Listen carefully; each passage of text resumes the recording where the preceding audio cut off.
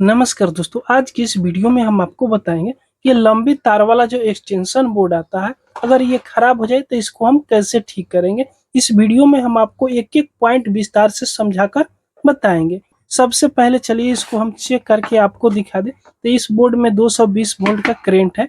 इस बोर्ड में इस प्लग को हम यहाँ पे लगा दिए, इस स्विच को भी ऑन कर दिए और इस स्विच को भी ऑन ऑफ हम कर रहे हैं। तो इसमें इंडिकेटर नहीं जल रहा है, न इसमें कोई प्लग लगाने से भी काम कर रहा है। तो इसमें सबसे ज्यादा कहाँ पे फॉल्ट आती है, तो इसको खोलना होगा। जब तक हम खोलेंगे नहीं, जब तक इसका प्रॉब्लम को हमको पता ही नहीं चलेगा। तो इसमें 4 स्क्रू दिया हुआ रहता है, चारों स्क्रू को यहाँ से आप ओपन कर दीजिएगा। तो यहाँ से हम चारों स्क्रू को ओपन कर दिए, उसके बाद में इसको आसानी से हटाइएगा तो ये निकल जाएगा। उसके बाद देखिएगा इसमें ज्यादा कुछ आपको देखने को नहीं मिलेगा। इसमें 2 मीटर 4 मीटर जो तार इसमें रहता है, सब अंदर की तरफ यहाँ चक्का की जैसा लपटाया हुआ रहता है। इसके अलावा देखिएगा तो इसमें प्लग लगा हुआ रहता है, एक स्विच का कनेक्शन है और एक इंडिकेटर लगाया हुआ है। यहाँ पे देखिएगा ये इंडिकेटर का जो रेजिस्टेंस लगाया हुआ है, ये रेजिस्टेंस पूरी तरह यहाँ से आधे में से ये कट चुकी है। और दूसरे में देखिएगा तो ये तार अंदर से घिंचाने के चलते, जैसे इसको खींचते हैं हम लोग जोर से, तो ये तार यहाँ से छोड़ भी दिया है। तो उससे पहले इस तार को हम मल्टीमीटर से चेक करेंगे, तभी इसका प्रॉब्लम हमको पता चलेगा। तो इस तार को हम कैसे चेक करेंगे, तो यहाँ पे देखिएगा इसमें 2 पॉइंट रहता है, एक न्यूट्रल का और एक लाइन का। और इसमें भी 2 तार आपको आया हुआ रहता है, एक रेड तार है और ये वाला ब्लैक तार है। तो आप मल्टीमीटर से इसको चेक कीजिएगा ना, तो बहुत आसानी से आपको पता चल जाएगा कि ये तार भी खराब है या ये भी ठीक है। तो इस तार को चेक करने के लिए हम मल्टीमीटर को बजर मोड पर ही सेलेक्ट करेंगे, जहां से हम कंटिन्यूटी चेक करते हैं। तो इस बजर मोड पर हम सेलेक्ट कर लिए। उसके बाद इस दोनों प्रो को इस तरह सटाकर आप चेक कर लीजिएगा मल्टीमीटर सही से वर्क कर रहा है या नहीं कर रहा है। उसके बाद मल्टीमीटर की एक प्रो को इस प्लग की एक पॉइंट पे इस तरह हाथ से इस तरह पकड़ लीजिएगा और दूसरी वाला प्रो को ये रेड वाला तार पे सटाइएगा। तो यहाँ हमको कोई भी कंटिन्यूटी नहीं मिल रहा है। फिर ब्लैक वाला तार पे यहाँ पे सटाएंगे तो देखिएगा बीप की आवाज भी आ रही है और यहाँ कंटिन्यूटी भी 0 चला रहा है।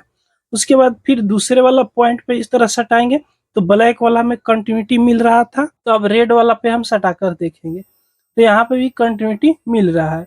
यानी ये जो तार इसमें लगाया हुआ है, ये तार बिल्कुल ठीक है। उसके बाद ये ऑन ऑफ करने के लिए जो स्विच दिया हुआ है, इस स्विच को भी हम यहाँ से चेक कर लेंगे। तो स्विच में भी 2 पॉइंट आपको देखने को मिलेगा। तो इस बजर मोड पर ही सेलेक्ट रखेंगे मल्टीमीटर को और इसको भी यहाँ से हम चेक करेंगे। तो इसमें भी बीप की आवाज आना चाहिए, तो बीप की आवाज इसमें नहीं आ रही है। तो अब स्विच को इधर हम चालू किए हैं तो फिर इधर हम दबा देंगे, यानी दूसरी तरफ दबा देंगे। उसके बाद फिर से हम यहाँ कंटिन्यूटी चेक करेंगे। तो इसको चलिए इस दोनों पॉइंट पे हम यहाँ पे सटा कर यहाँ से चेक कर ले रहे हैं। तो इस पे भी बीप की आवाज आ रही है, यानी ये जो स्विच है ये भी ठीक है। अब चलिए इसको हम कनेक्शन करेंगे। कनेक्शन करने से पहले देखिएगा एक तार जो छोड़ा हुआ है इस स्विच की एक पॉइंट पे, तो यहाँ पे तार ये जोड़ा हुआ है और दूसरी पॉइंट बिल्कुल खाली ही है, इस पे कोई तार नहीं जोड़ा हुआ है। तो ये जो रेड तार है इसी पॉइंट पे इसको पहले हम कस देंगे। तो ये रेड वाला तार को इस स्विच की एक पॉइंट पे जिस पे खाली था उस पे हम इसको जोड़ दिए। तो इसका काम तो हो गया। अब इंडिकेटर नहीं जलेगा, ताकि इसका रेजिस्टेंस का एक पॉइंट यहाँ पे कटा हुआ है। तो इस पॉइंट को कहाँ पे जोड़ेंगे, तो ध्यान से देखिएगा। तो इसके अगल बगल में देखिएगा तो यहाँ पे एक तार जो है ये कटा हुआ है। तो इस पे हम डायरेक्ट जोड़ेंगे, लेकिन ये तार छोटा हो गया है। तो छोटा हो गया तो इसका भी उपाय है, चाहे तो इस पे पहुंचेगा तार तो यहाँ पे सोल्डिंग कर दीजिएगा। न पहुंच रहा है तार तो यहाँ से देखिएगा तो इसमें कुछ तार यहाँ पे लेपटाया हुआ है। तो इसको बाहर की तरफ खींच दीजिएगा इंडिकेटर को और इस रेजिस्टेंस को हम निकाल देंगे और इस तार को थोड़ी दूर में ही लेपटेंगे। और इसमें से देखिएगा इस तरह लेपटा हुआ है, तो इसको हम यहाँ से निकाल देंगे। और इसका कोर देखिएगा इस तरह है। तो अब क्या करेंगे कि जो तार यहाँ से इस रेजिस्टेंस पर कटा हुआ है उस तरफ से हम इसको यहाँ पे लपेट देंगे थोड़ी दूर में। इस तरह लपेट देना है देखिएगा, ताकि रेजिस्टेंस में कोई भी उल्टा और सीधा पॉइंट नहीं होता है। अब इधर से भी कनेक्शन कीजिए, इधर से कनेक्शन कीजिए, ये काम हमेशा करता है। उसके बाद में इस पॉइंट पर भी ये तार आसानी से पहुंच जाएगा। तो इस पॉइंट का जो स्क्रू है यहाँ से हम ओपन कर देंगे और इस पॉइंट पे एक रेजिस्टेंस का लेग को यहाँ पे हम इसको लगाकर इस स्क्रू को फिर से दोबारा हम कस देंगे। जिस तरह ये एलईडी लगाया हुआ था सेम तरीका से उस होल में, जहाँ पे ये होल में लगाया हुआ था उस होल में इस एलईडी को हम यहाँ पे लगा देंगे। उसके बाद इस रेजिस्टेंस को हम साइड में कर देंगे। तो इस रेजिस्टेंस को इसको साइड में कर दिए। देखिएगा एक दूसरे में तार नहीं सटना चाहिए। बाकी ये कनेक्शन तो लगभग हमको देखने में इसमें सही लग रहा है। वायर भी हम चेक कर लिए, बिल्कुल ठीक है। ये स्विच भी हमने चेक कर लिया, ये भी बिल्कुल ठीक है। अब इसका कनेक्शन 100% ओके हो जाना चाहिए। तो चलिए अभी मल्टीमीटर को हम साइड में हटाते हैं और इस तरह पलट कर एक बार हम इसको बोर्ड में लगाकर चेक कर लेंगे। तो इस प्लग को हमने बोर्ड में लगा देंगे। तो अब देखिएगा यहाँ पे इंडिकेटर ये जलने लगी। अब स्विच को यहाँ से हम ऑन ऑफ करेंगे तो ये इंडिकेटर यहाँ से काम करेगा।